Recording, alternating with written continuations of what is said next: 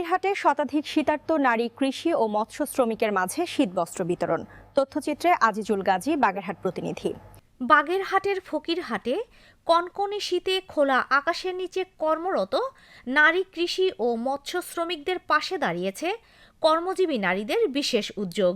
উপজেলার 4টি ইউনিয়নে শতাধিক অসহায় ও দরিদ্র নারী শ্রমিকদের মাঝে শীতবস্ত্র বিতরণ করা হয়েছে। শীতের তীব্রতায় যখন জনজীবন বিপর্যস্ত, তখন সবচেয়ে বেশি কষ্টে পড়েন মাঠে কর্মরত কৃষি ও মৎস্য খাতের নারী শ্রমিকরা। তাদের এই কষ্ট কিছুটা লাঘব করতে ডব্লিউবিডব্লিউ এবং আরসিসি প্রকল্পের পক্ষ থেকে মানবিক এই উদ্যোগ নেওয়া হয়। উপজেলার পিলজঙ্গ, লখপুর, বাহিরদিয়া, মানসা ও নলদা মৌভোগ ইউনিয়নের বিভিন্ন এলাকার নারী শ্রমিকদের মাঝে এই শীতবস্ত্র পৌঁছে দেয়া হয়। কর্মসূচিটি বাস্তবায়নে সরাসরি উপস্থিত থেকে নারী শ্রমিকদের হাতে কম্বল তুলে দেন প্রকল্পের ফিল্ড ফ্যাসিলিটেটর টুম্পা আক্তার মিম ও রোমানা খাতুন।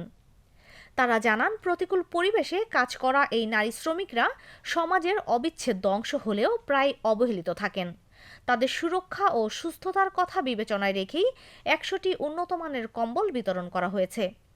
কম্বল পেয়ে আবেগাপ্লুত হয়ে এক নারী মৎস্য শ্রমিক বলেন, হাড় কাঁপানো শীতে ভোরে কাজে বের হতে খুব কষ্ট হতো। এই কম্বলটা পেয়ে আমাদের অনেক উপকার হলো। যারা আমাদের কথা ভেবেছেন তাদের প্রতি আমরা কৃতজ্ঞ।